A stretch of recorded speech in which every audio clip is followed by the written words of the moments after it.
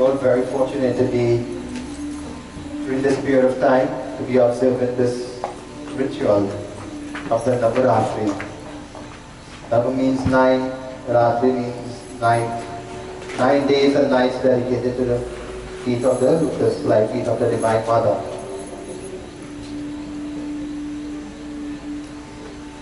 So we have made this sacrifice to be here today. Let us make the most out of it. Let us try our best to benefit in whatever way we can from occasions like these.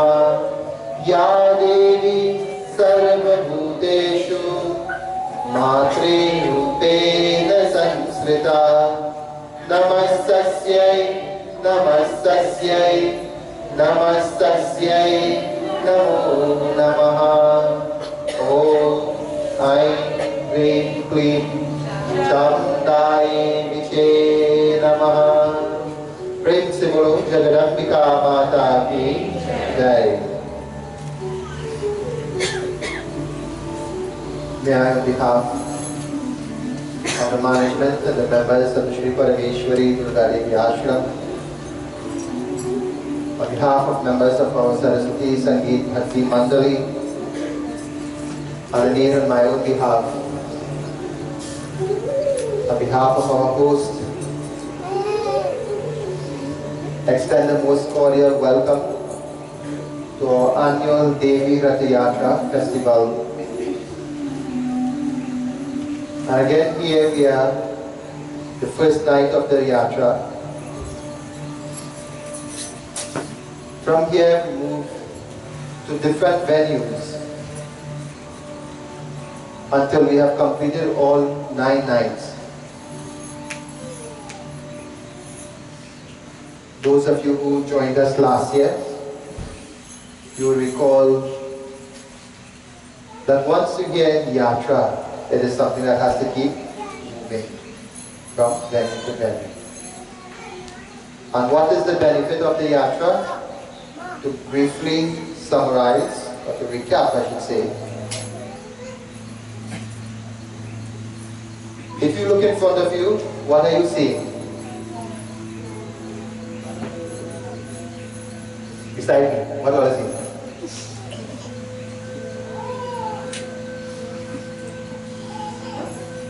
Nobody is seeing anything in front of all you?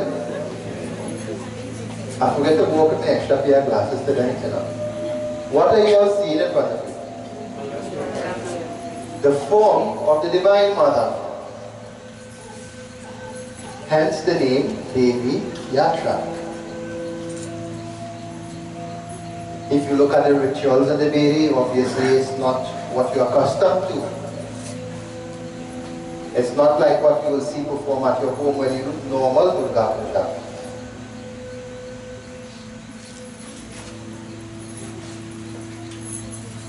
One of the benefits of the Yatra is that when it comes to Durga Mata in particular, a morti made out of dirt is very important.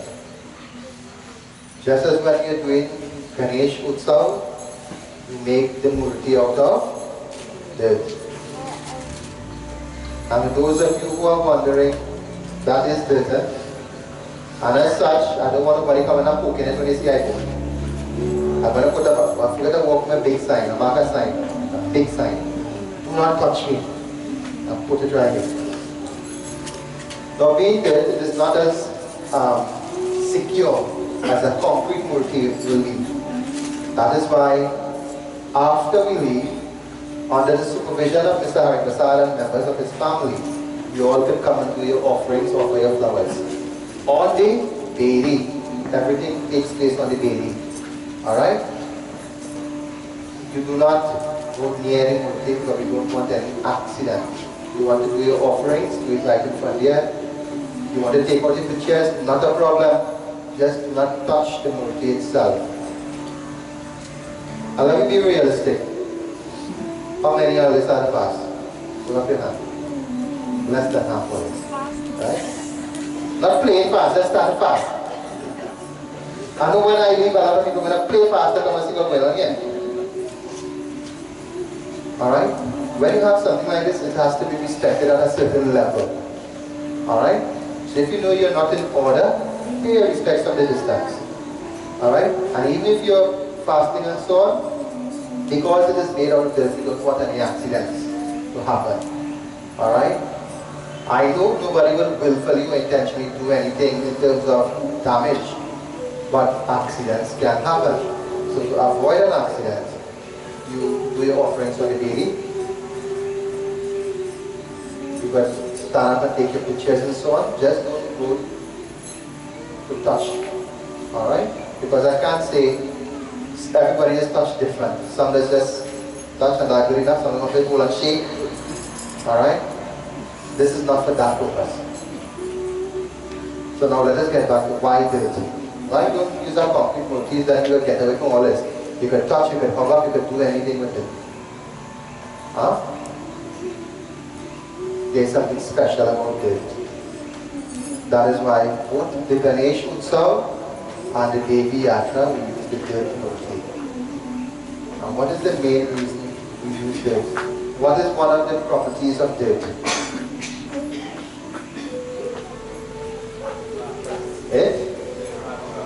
Well, yes, it is natural, but it absorbs. Dirt absorbs. It has the ability to absorb anything around. That is why when you're doing your electrical and so on, and you have to ground your building.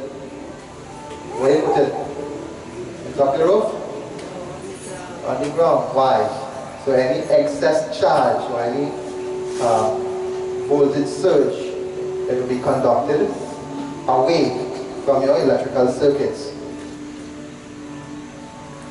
So the dirt has the ability to absorb. And this is highly significant. Why do we need the dirt to absorb? In the Devi Ratha Yatra, because of the type of pujas that are performed, there are two things that are happening simultaneously. One, Devi herself, due to the influence of the mantras, that is why the diyas are always in front of her. Light is always in front of her. Under the influence of the mantra, she releases energy into the environment. Just like our light will dispel the darkness, so immediately she starts releasing energy into that environment. And while that energy is being released, all the darkness from your life and your home and your troubles and difficulties you are facing, all the darkness, she's absorbing it into the dirt. So when she leaves, when the yatra leaves, you are getting your place, your life, your consciousness purified. That is why at the end of the yatra, the morti is not installed in a mandir, it is dissolved. And it is the very same principle that applies when it comes to Ganesh Utsav. Ganapati Baba, you all make him out of dirt, you worship him, and on the last day, or when the Utsav comes to an end, what do? You put him in a closet and leave him for next year? Huh? No, you take him to the beach, to the river, and with the appropriate rituals are performed, the morti is dissolved. And by dissolving the mortis in the natural bodies of water, all the troubles and difficulties and so on, from yourself, from your consciousness, from your environment, all that gets absorbed and dissolved away. And this is not something unique to Hinduism. Other people have practiced this too. You ever hear people talk about bush bath and thing? And one take a sea bath and thing? Why? Go to the natural bodies of water and take your bath. It has spiritual benefits. You're cleansing yourself. So this Devi Ratha Yatra will not only cleanse the environment, the community, where it goes, it will also, all who are gathered in her presence, she will, according to the quality of your devotion, she will cleanse, she will absorb whatever negativity. Once the appeal is genuine, once the appeal is from the heart, she will respond to your prayer. And look at the simplicity of her devotion. Forget the complex ritual you performed here. What was the requirement? Those who came and we offered, what was the requirement? What did you have to bring with you? Simple offering. Just as Bhagavan Krishna says in Gita, Patram, Pushpam, Palam, Toyam. Leaves, flowers, fruits. And that is what we did? Simple offering. But what is the qualifying mark? Yone Bhaktya Samadhave. If it is offered with love and devotion, it will be accepted. So that is the qualifying. So a simple flower. Even if you didn't come prepared with your prasad, that don't mean to say you cannot come up with a flower here. All of you have the opportunity to make use of it. So you all are very fortunate. And I must commend Mr. Hari Prasad and family for undertaking this venture so that the village, this community, can once again have the opportunity to be in the presence of the Divine Mother. So we just briefly recap about the purpose of the yatra, what it does for you, because one of the things, you must understand what you're doing. I keep telling individuals, understand what you're doing, understand your rites and rituals. So when you do it, you better appreciate it, you better understand it, and as such you better able to benefit from it. We no longer live in a day when you hear people say, do as I say. Those days are gone. If you do not understand what you're doing, do not do it. In anything at all, make sure you understand what you're going to do. Place yourself in your work environment. If you do not understand what your job spec is, can you perform efficiently at your work? Huh? No. Even at home, let us say you're going to cook a meal, but you don't know the ingredients to use and the methodology in cooking. Will you be preparing a good meal? You're preparing something. It may not be edible, but it's in order to prepare a good meal, you need to follow guidelines. You need to understand what you're doing and do it within a regulation. Just like driving, just like anything else in life. So we briefly recap what the yatra is and some of the benefits there can be.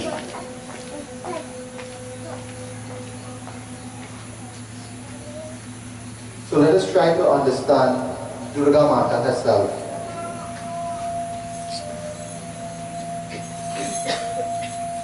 And let us therefore go to the pages of our Devi Mahata, where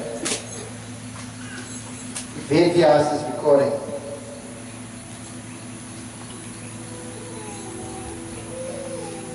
Shri Parameshwari Maharaj is narrating to Janmijai, the son of Maharaj Pariksha. After the passing of Raja Pariksha, Janmijai became very depressed. And after consulting Vedyas, it was recommended that the narration of the Devi Bhagavatam, of which the Devi Mahatam is a core, should be expounded. And they have reached that part of their discussion where Janmijai is asking,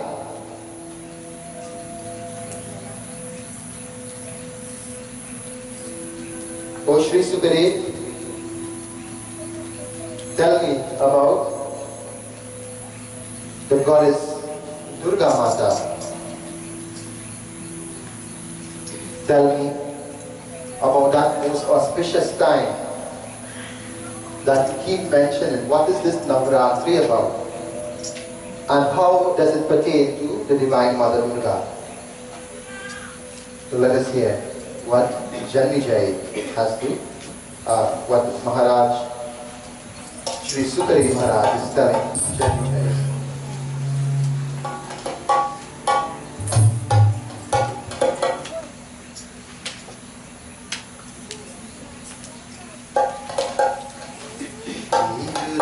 Sharanam Namah Shri Durga Sharanam Namah Shri Durga Sharanam Namah Shri Durga Sharanam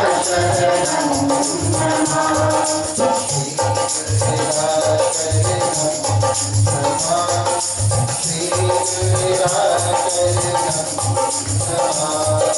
Shri Durga Sharanam Namah Shri Durga Sharanam Namah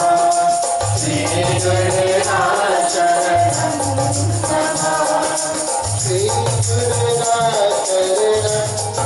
Namah Shri Durga Sharanam Namah Shri Durga Sharanam Namah Shri Durga Sharanam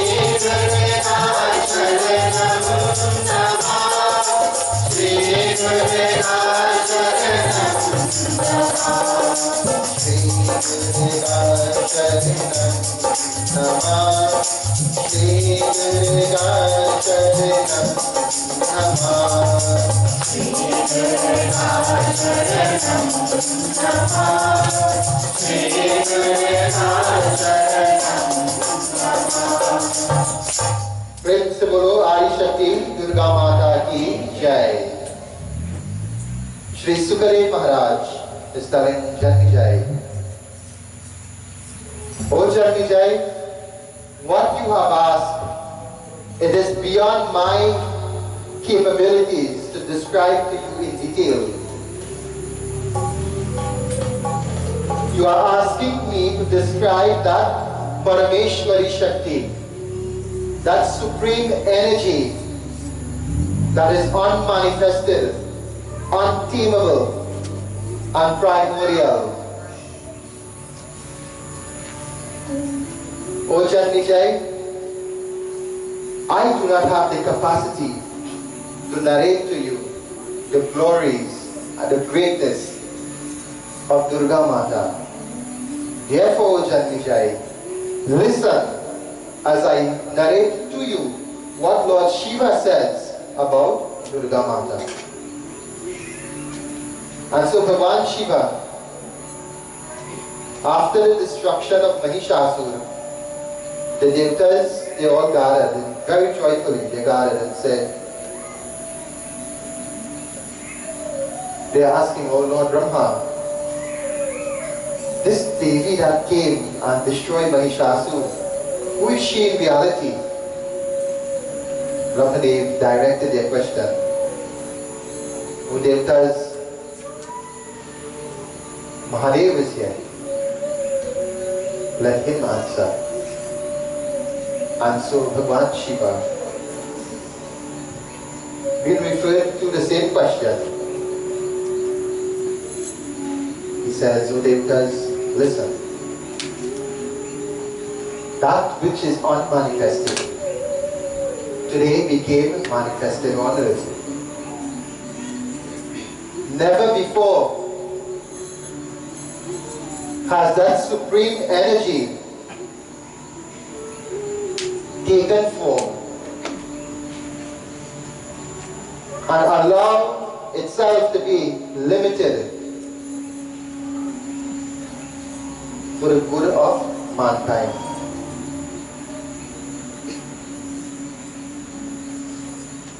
That Deity that appeared before you all is no other than the Supreme Parameshwari.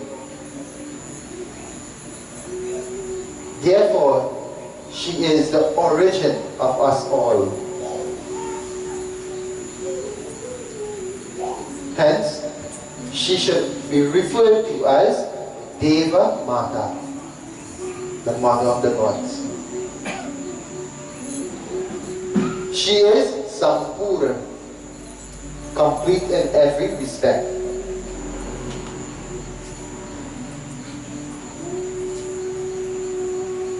It was the combined energy that emanated from our auras that give rise to the physical form of Param Shakti. Therefore, Devatas, in conclusion, That supreme energy exists in all of us, and we are therefore part of her. All jivas, all manifested and unmanifested beings reside within her.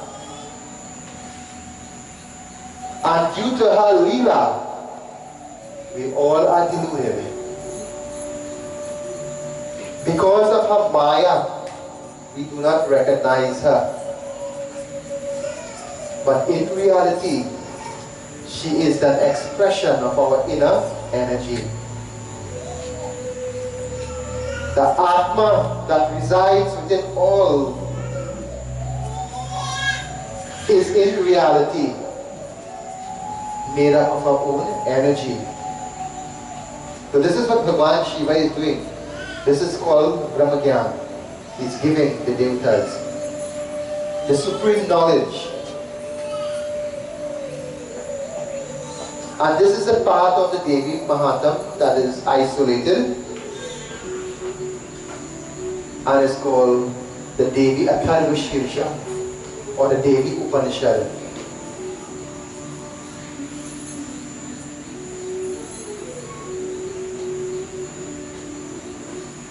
So Bhagavan Shiva, he continues, he says, O Devatas, it is due to her love,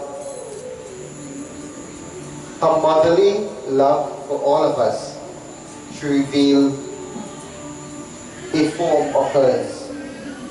But keep in mind, that form is not limited. All the energies combined together will only form a mere fraction of that Parameshwari Shakti.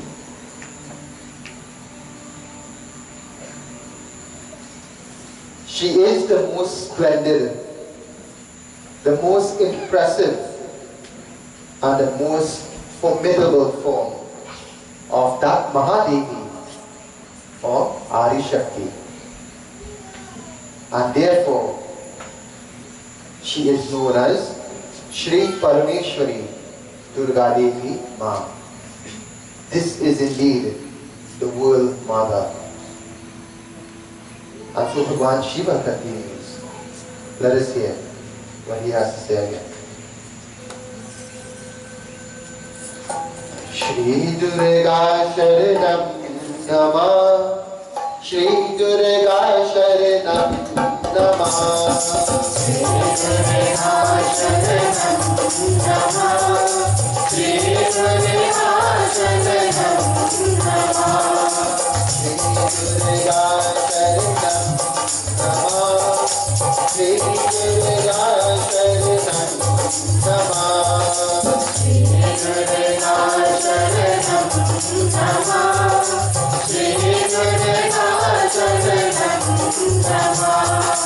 Shri Durga Sharanam Namah, Shri Durga Sharanam Namah, Shri Durga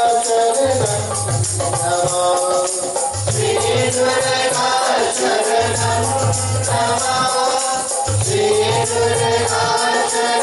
Sharanam Namah, Shri Durga Sharanam Namah, Shri Durga Sharanam Namah, Shri Durga Sharanam Namah,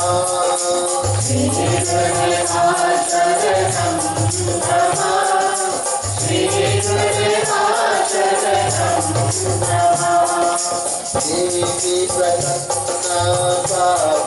Yatra Mata Kesha Maheshwarita Maranatha Bhushatihaya Bharam Bharam Teharitana Shri Durga Sharanam Namah, Shri Durga Sharanam Namah, Shri Durga Sharanam Namah, Shri Durga Sharanam Namah, Shri Durga Sharanam Namah, Shri Durga Sharanam Namah. Shri Durga Sharanam Namah. Shri Durga Sharanam Namah. Prem se bolo Adi Shakti Durga Mata ki Jai. And Bhagwan Shiva he continues to describe the attributes of the Divine Mother.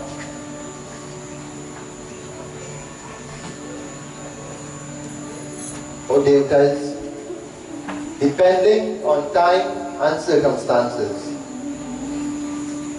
the Divine Mother is capable of changing her form. Sometimes she appears with thousands of hands. Sometimes she appears with 18 hands. Another time she appears with 8. Another time she appears 400. At times she is very calm, very pleasant. And at times she is ready for battle. That individual who surrenders completely at her lotus-like feet is assured of her motherly love. And to such individual, she always maintains a pleasant smile on her face. O Devatas, it is for the protection of Dharma, to protect us, her children, from being taken advantage of, that she takes this form, but not merely to destroy, but also to rescue. Outwardly, Mahishasura appeared to die at her hands, but in reality, it is Mother's compassion for him that relieved him from the darkness of ignorance he was suffering from. And so the Devata says, "O Lord Shiva, we are confused. Mahishasura was our enemy. He tormented and tortured. He murdered many. But yet you are telling us it is out of compassion Devi came to save him also." And so Lord Shiva is describing. What distinguishes, and this is a question that the Upanishads keep asking, and regardless of all the various Upanishads, they keep asking, one of the many questions, what is the difference between Devta and Demon? Huh? What is the difference between the Devta and the Demon? Two words are very popular in Sanskrit. We hear Sura, beings, shining beings, beings of light, and asuras, beings of darkness.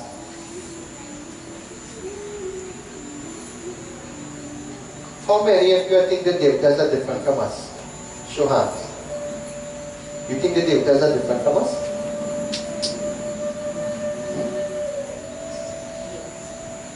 How many of you think the demons are different from us? Huh? Everybody want to say, yeah, they're different. Eh? Question now. What is the maker, what makes a demon and what makes a Devta? Right where you are sitting, they are embodiments of divinity as well as they are embodiments of darkness.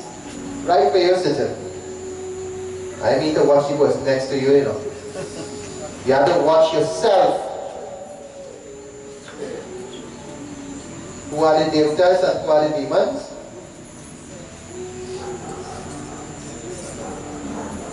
You, by your lifestyle, by your behavior, by your personality, determines. I'm talking about in your natural environment. Huh? You see here, everybody well behaved. Here, everybody, want to impress, who. But when you're in your natural environment, the way you behave and conduct yourself, the way you speak, relate to others, tells a lot of who you are.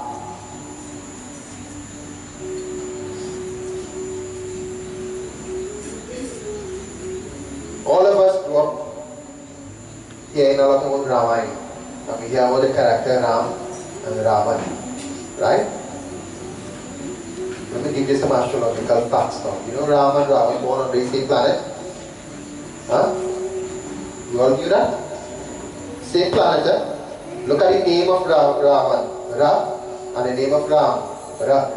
So they had the same children, they're born on the same planet. But look, one is a great god and one is a Rakshas.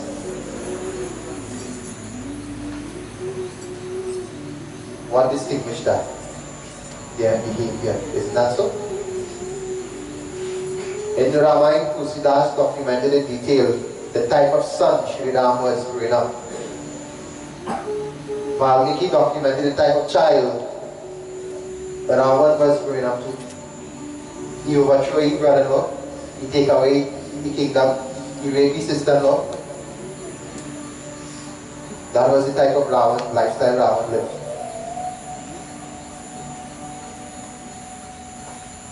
Again, your behavior, your attitudes, your personality traits, that is what makes demon or devatas. When we talk about demons and we talk about devatas, we are talking, that is why I asked, are the devatas different from you and I? No. There are beings that exist in the astral plane, but they also are conditioned the same way we are conditioned.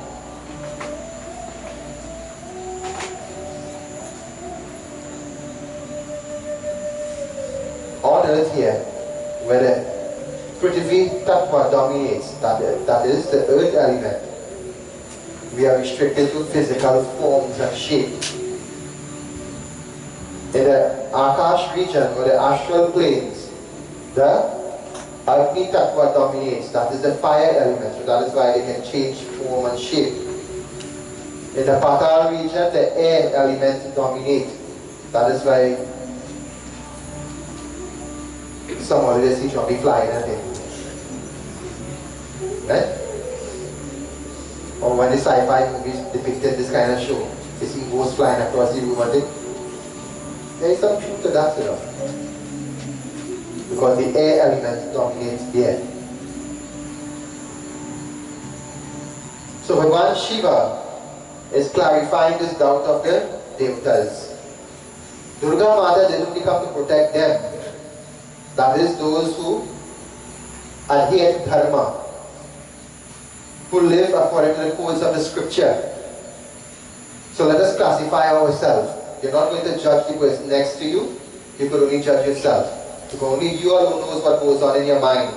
You can be sitting out here well behaved, but inside here, a storm or a war could be taking place inside here. Isn't that so? So let us see what Lord Shiva is doing to say, to classify now. Who are demons and who are devatas. It says, those who allow their life to be governed by the code of dharma, whose natural tendencies, that is, you don't have to tell them, they will naturally do it on their own, will stretch their hands to help others, to support good causes. Those who will speak softly and truthfully, even if their life is threatened. Those who will willfully take inconvenience for the promotion of the good of society. Those who will observe the rites and rituals as ordained in the scriptures. And these things are being done naturally, nobody is forcing. Those who are compassionate to the less fortunate and even the less evolved, that means the other species of life. Those who are always conscious about their actions having negative repercussion on others, such beings are classified as suras, or beings of light, meaning not physical light, but I'm sure all of us have the experience here. There are some people you talk to and you just feel good afterwards. Isn't that so? And you have some people from the time you see them, you're agitated. And I'm sure most of us have the experience. There are certain places you go in and you feel very relaxed, very comfortable, very light, very energetic. And there are certain places where you go to again, heavy, gloomy, dismal. Have you experienced them in life already? These are the energies, the positive and the negative energies. So when Lord Shiva says Suras are beings of light, that is mean to say light not in terms of fire or electricity. In other words, you come like a source of light by the way you act and behave and relate to others. And that is your natural nature. Such individuals are considered to be Suras. Those who have these traits but in the opposite manner, that is, they are deceitful, they are dishonest, they disregard all types of moral and ethical codes of conduct as enshrined in the scriptures, who does not care for the tenets of dharma, he who is very egoistic, likes a lot of self-praise, and values himself above others. Such individuals are beings of darkness. In other words, everything is me. I. Nobody else is important. And if anybody gets in the way, I will destroy them. Such beings are beings of darkness. And if you want to use a Sanskrit word, like I just tell you, beings of light means suras or devatas. Beings of darkness mean asuras or demons. So after explaining this to the devatas, it says, Mahishasura was absorbed in so much of darkness, he himself did not come out of it.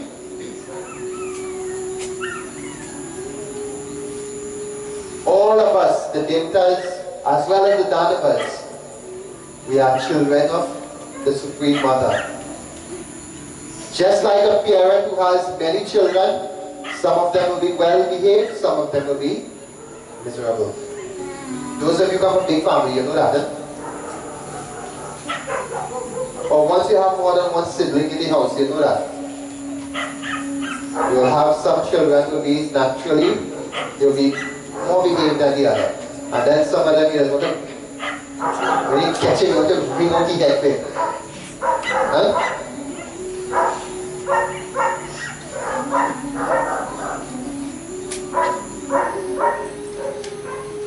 So Mahishasura, he was absorbed in so much of darkness, his soul, the Jiva Atma didn't know how to come. So much of ignorance had piled on there. He did not know what dharma was. He did not know how to control his ego. He gave in to lust and greed and anger and hatred. But at the end of the day, he's still a child of God. Just like you and I, with our imperfections, we are still children of God. Isn't that so?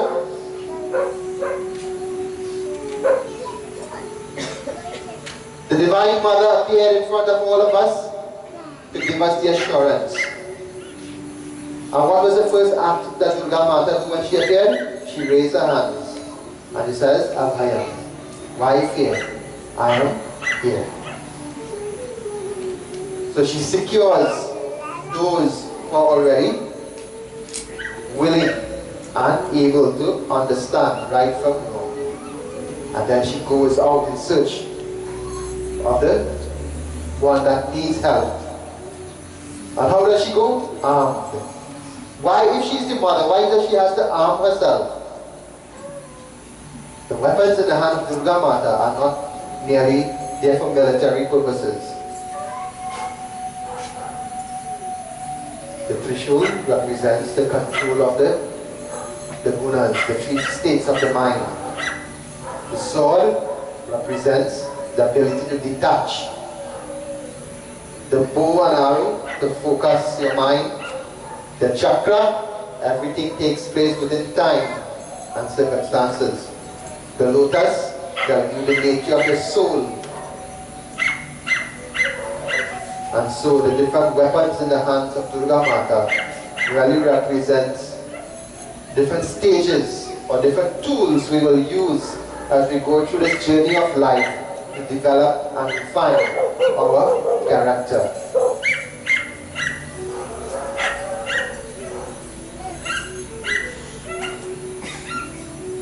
So she arms herself with these instruments and she seeks out Mahishasura. And Bhagavan Shiva is saying, so absorbed in ignorance he was, he could not even identify his own mother. But the mother knows that sometimes harsh measures are needed to safeguard the interests of the child. What did she do? She destroyed the tamasic form and allowed the real Atma within him purified by her touch. And if you were to hear the Katha of Mahishasura, when Durga Mata was destroying him, when she was killing him, was she angry? Huh? We did Devi Bhagavad many cases. Was she angry? No. With a pleasant smile on her face, he takes the Trishul and she drives it into his chest. And what happens as he fell dead? The light emerged out of his body and absorbed into her feet. So she rescued the soul.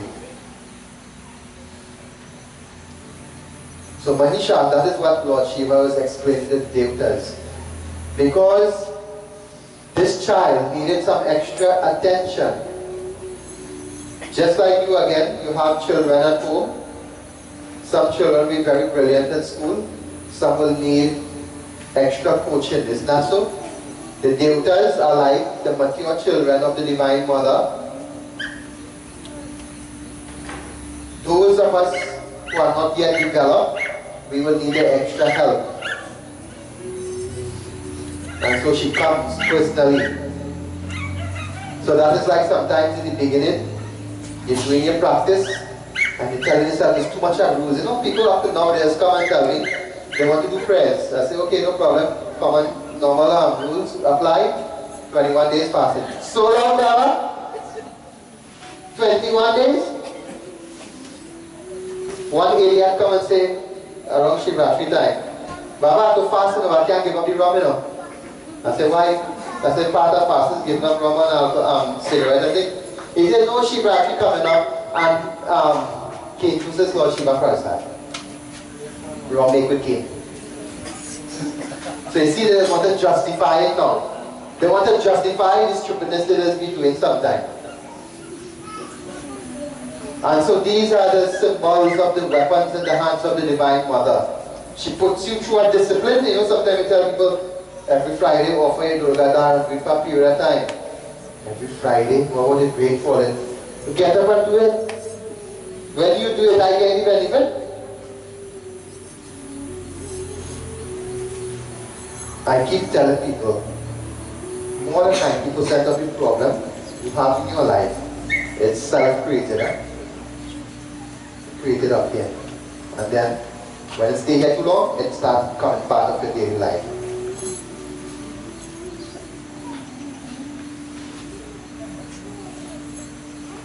So the discipline that you have to observe, it may not be a problem. It has some people I know when they start a fast, you see like from Ganesh Utsav, they fast for Pitarapa, Naratam, Diwali, he will cut it, and no complaint at all. That is their natural nature. It has some people, from this time of the year start, they can't eat this, they can't eat that, they are like this, they are like, and all the complaints start. Some people are telling is vegetarian, and they can't eat karahi, they can't eat buri, they can't eat steak. I don't know what they could eat. Baba can eat the meat and just 2-3 days before the prayers, I go there and pull up, you know.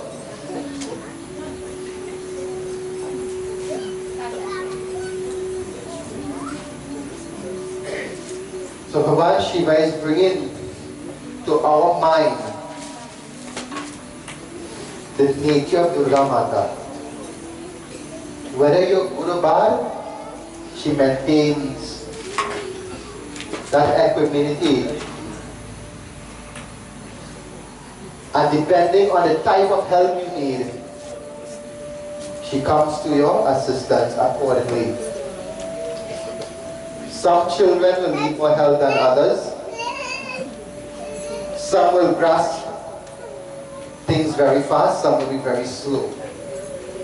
But the Divine Mother, like a good teacher, she adjusts to suit the nature of the children. When she's in a battle mode, it is because she is dealing with children who are hard or difficult to get by. And when she's in a peaceful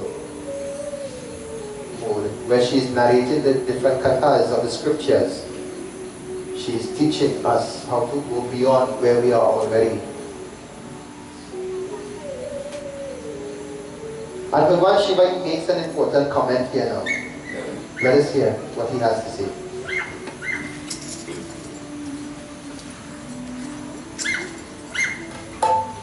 Shri Durga Sharanam Namah, Shri Durga Sharanam Namah, Shri Durga Sharanam Namah, Shri Durga Sharanam Namah, Shri Durga Sharanam Namah, Shri Durga Sharanam Namah, Shri Durga Sharanam Namah, Shri Durga Sharanam Namah, Shri Durga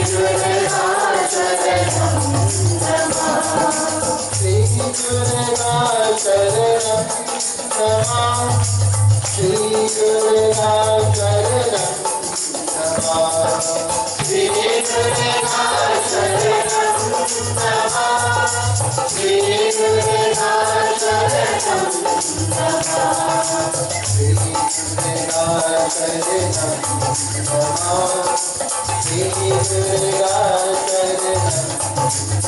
Namah, Shri Durga Sharanam Namah, Shri Durga Sharanam Namah, Durga Rupam Satnanat Janma Janma Chatukhaya Mukhapuranam Yasataya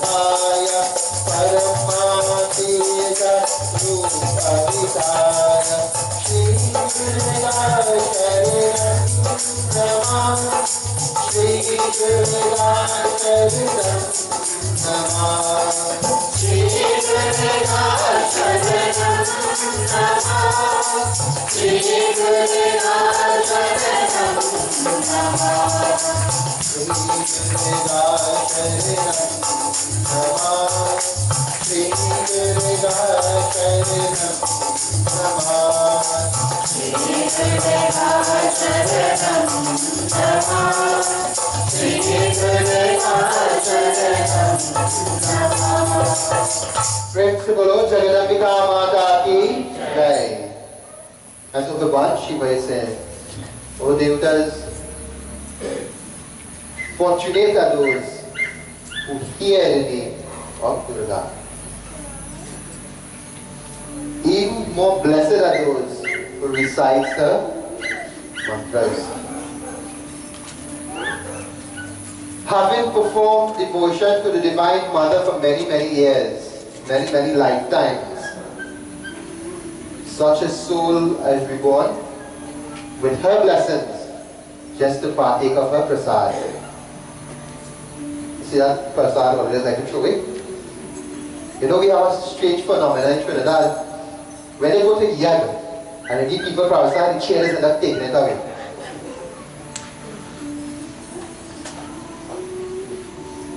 But you know something, the chair and the stomach, they want to come for prasad. They have enough.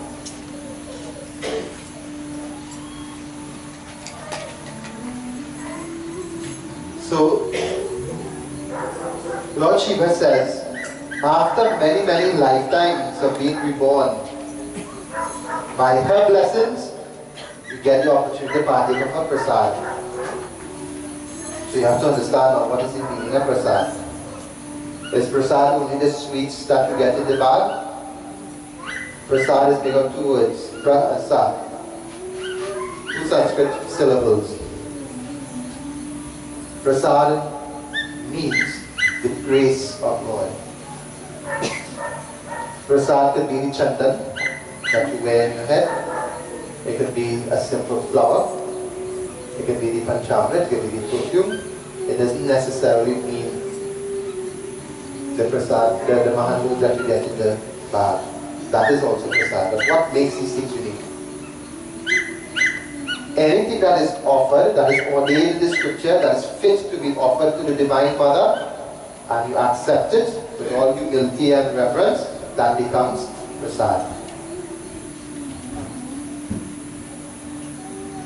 And by partaking of that prasad of the Divine Mother, the soul starts evolving. And this is not unique to Devi Mahatma. If you were to study a Satnarayan Swami Vratkatha, you will hear also a Maharaj Chandraketu, when he saw all the villagers in the forest performing Satnarayan Swami Puja, they give any prasad and leave. What do you do? He straight away, what happened? All the children started dead one by one, isn't that so? Well, to go full Musatsang from here, what? Huh?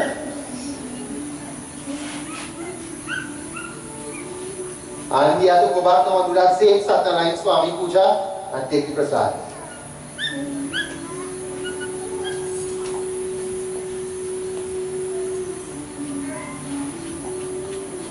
So the prasad allows the soul to start evolving. And it is written in Shiv Puran that when the animals partake of prasad, when they are reborn in human form.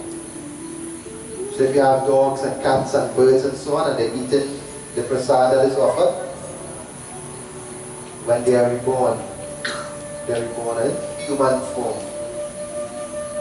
That is the blessing the prasad has in it.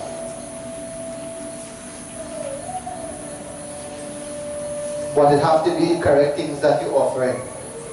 You know, you have some people say they're going to do puja, they carry cock and goat and pig and thing. I don't know what kind of puja is that, huh? But my scriptures tell me that is not puja. We will deal with that some other time.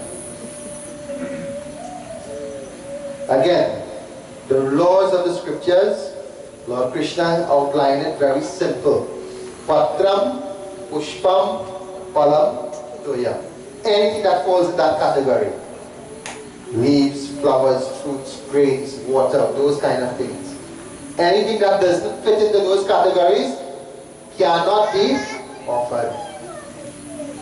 So I didn't hear, he said Patram, Pushpam, Palam, Toya. I didn't hear no pig and no goat and no all that kind of thing. So I don't know what people have been given to do the nonsense. And then they get a certain government, Baba, my house has no payments.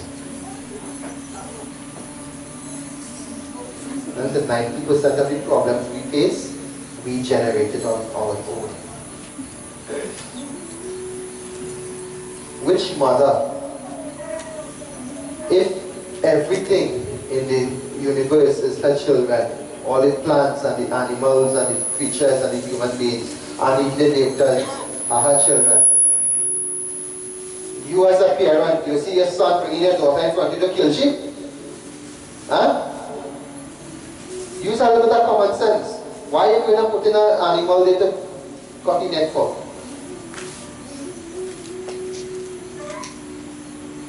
That is a child of the Divine Mother.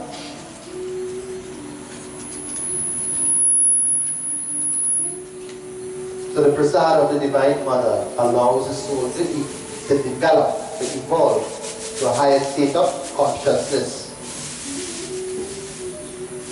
Even greater is to be in her presence. So that is why I'm telling you all have a very rare opportunity. You all are in the presence of the Divine Mother herself. To get the darshan of the Divine Mother, even more blessings you will have accumulated over many, many lifetimes. So look at where Bhagwan Shiva comes in. Hear about the name of the Divine Mother, you have to have some blessings. To be able to chant the name of the Divine Mother, you have to have a little more blessings. To get the prasad of the Devi, many lifetimes you will be preparing for that.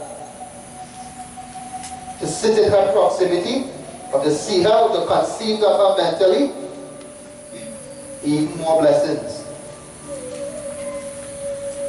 And to get her vision and that is even greater blessings that comes your way.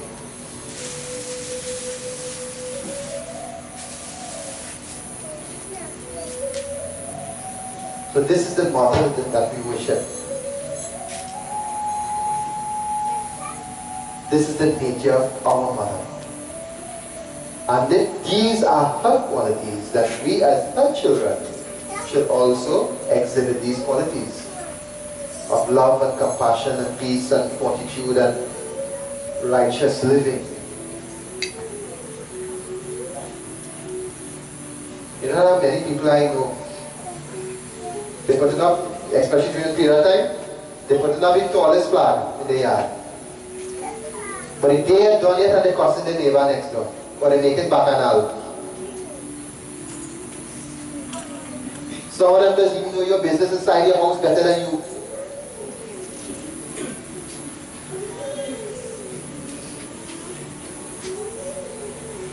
When those type of traits occupy your mind, then your rites and ritual cannot give the results that it's supposed to give.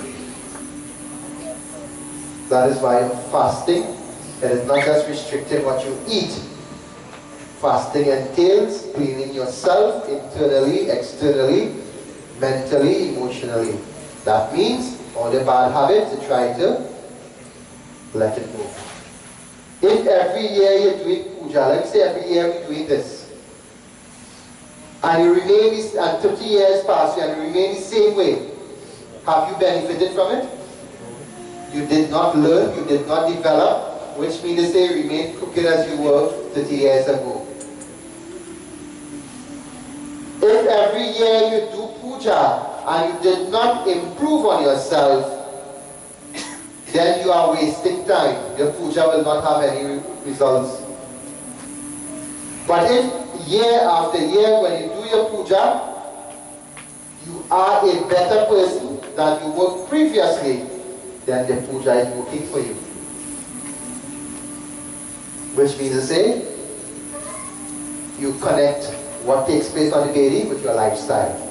And that is another doctrine in our scripture. Anytime your lifestyle contradicts your puja, you have nothing to get. Your lifestyle must be in harmony with your puja. So when you do the offering there, it's not only how it's played, it's not a ritual you're performing. Under the influence of mantras, it has every step you do there has a meaning. And it's geared towards giving a certain result. But if the connections, you know these days everybody have cell phone. If you're not getting enough bars, you're getting good reception. You know, these days everybody talking in terms of bars, how reception they get, right? And what is set up or down your bars? What goes on inside here? Again, if you disconnect yourself from what is happening in your puja, you cannot benefit from it, and you are wasting time year after year. But if you connect yourself, your lifestyle is geared towards what you're doing, then your puja is causing you to develop, to evolve. many people would come and say, well not many, some of them will come and say, Baba, we're doing prayers 20, 30 years, and things still the same way it was, you know.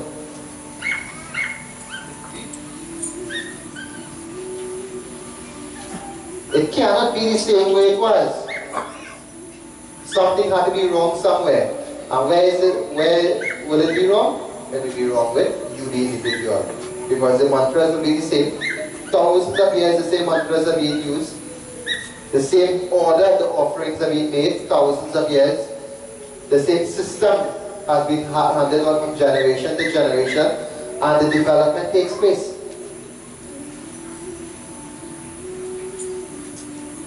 So the Devi Ratha Yatra is providing us with an opportunity to develop ourselves.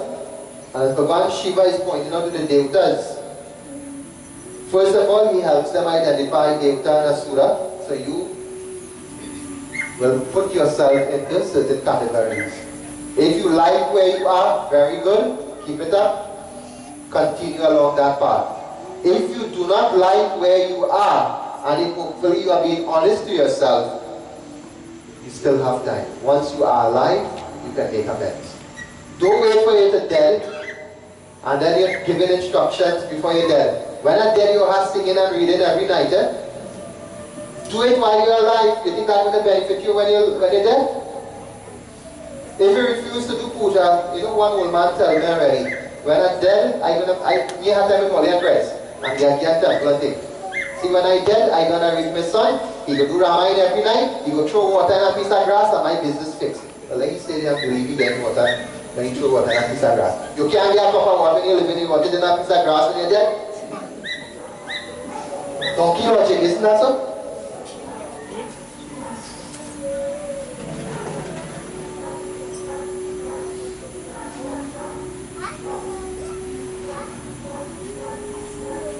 So, the yatra involves evolution, development. And Durga Mata herself, the coming into physical form, she's revealing to us, she's reminding to us, you and I, we are not different. This is your nature in reality. Some of us will accept that right away, some of us need help in understanding that. And those of us who need help, she will arm herself and come to see about you personally. Arm herself not necessarily with weapons, but with tools. Don't look at the sword and the trishul as weapons. Look at it as tools to help your development. Sometimes if you have cancer, how a doctor will treat you? To save your life, he will cut out something from you. Isn't that so? It sounds serious. Isn't that so? But if he doesn't do it, what happens to you? You're going to die. So too, sometimes, to help you, you will have to bear a little bit of discomfort in the beginning, but eventually you are going to come out of it a better person. So she's telling us, sometimes it will be easy, sometimes it's going to be difficult. And Bhagavan Shiva is reminding us that we make ourselves devatas as well as demons. The blessings of the Divine Mother, once we are able to hear her name, we have her grace already. Once we are able to see her, once we are able to chant her mantras, we already have her blessings. What we need to do is to make use of it. You know, we all have a lot of resources, but we do not make use of it. It is like a millionaire living a pauper life. He has the resources to enhance the quality of his life, but he wouldn't do it. So what are the resources that we all have? We have this body. Once you have this body, you have the eyes, you have your ears, you have your nose, you have your senses of touch. You can perform practical sadhana. The body is a tool which the soul uses to develop itself. And once we use this tool correctly, we are going to attain to the feet of the Divine Mother. Prem se bolo Jagadambika Durga Mata ki Jai. So we'll conduct our final havan. And while that is in progress, we will have bhajans accordingly. What's the thing? You all could join in. So tonight we are again fortunate to be with you all here, and together with members of our Saraswati Sangeet Bhakti Mandali, we have Mr. Singh and his group coming from Rock Road in Penal, and we do appreciate the renditions that you all did earlier on, and we hope that you all will join us at all of our venues if possible. Alright? It's always a pleasure being in your company again. So, we'll have bhajans while we have Pavan in progress.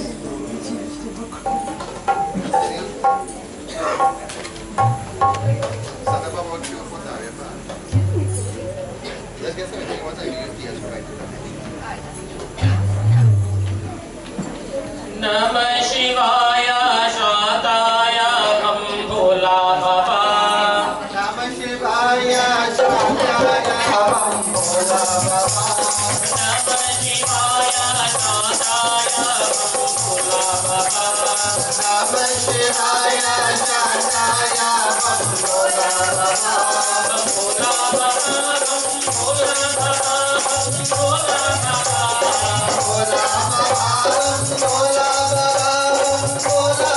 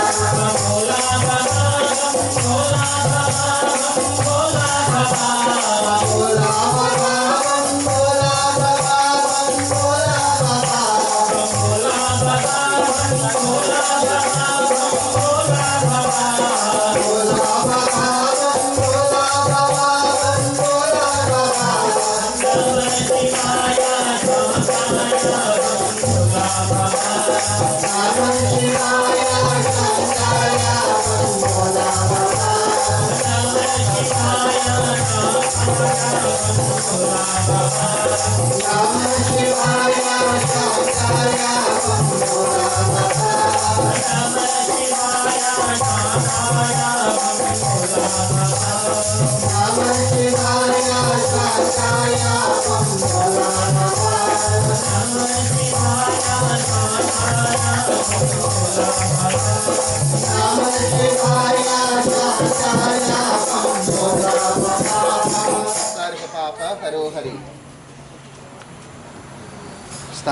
Stand fire, please.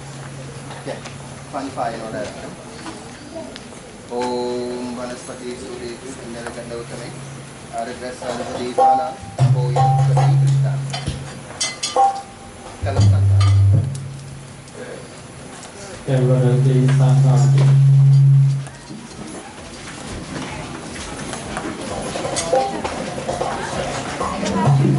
Yeah, still have time. Also, make it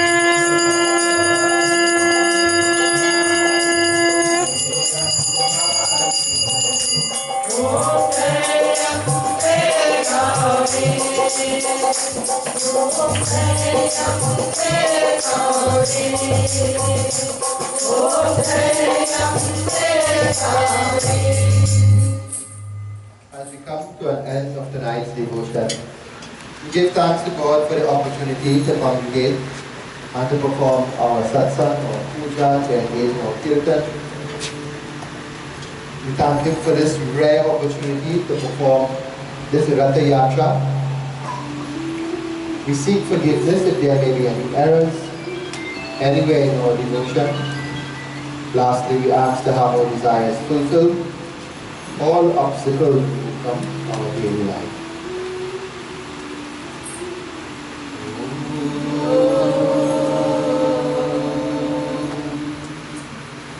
Mangalam Parameshwari Ma, Mangalam Ashitoshi Ma, Mangalam Sarvashakti Ma, Mangalam Durga Devi Ma, Tvameva Mata Chakpita Tvameva Bhagyu Chasika Tvameva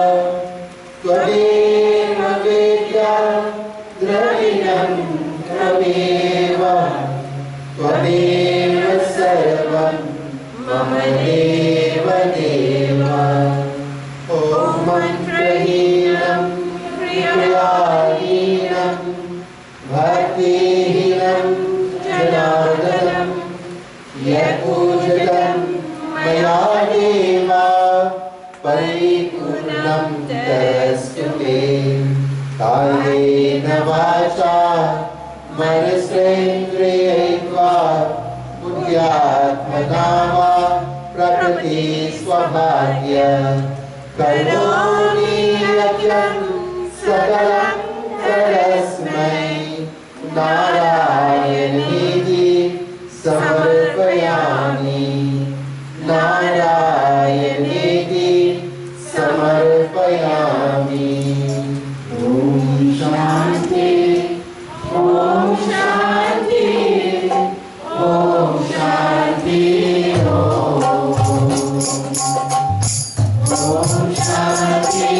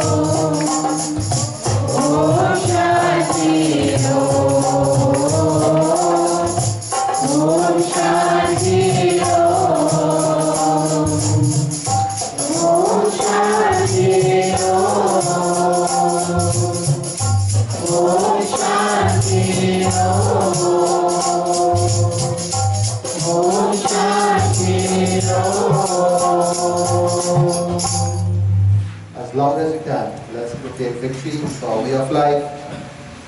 Let us establish firmly and confidently our presence and our identity, and for our noble religion, Sanatan Dharma. प्रेम से बोलो गजानन स्वामी की मातृ महादेव की पवन पुत्र हनुमान की जगदम्बिका दुर्गा माता की श्री सत्यनारायण स्वामी की श्री सद्गुरुनाथ महाराज की प्रेम से बोलो श्री सत्य सनातन धर्म की जय जय जय Shri Ram. Take your seats. Please remain seated right where you are. Let there be prasad, Panchamrit, Arti, passed around.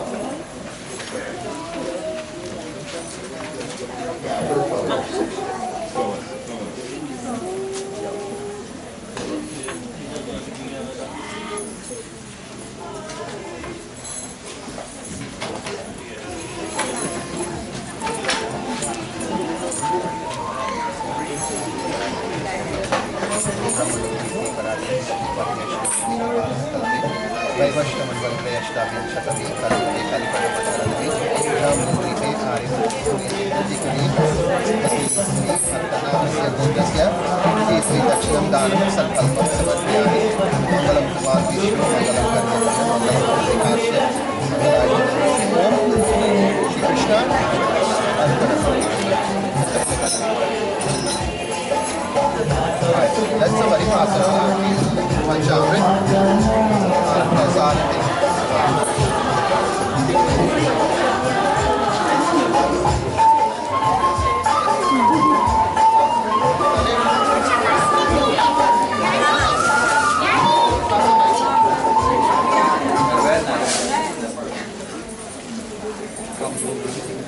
Come on, Mama.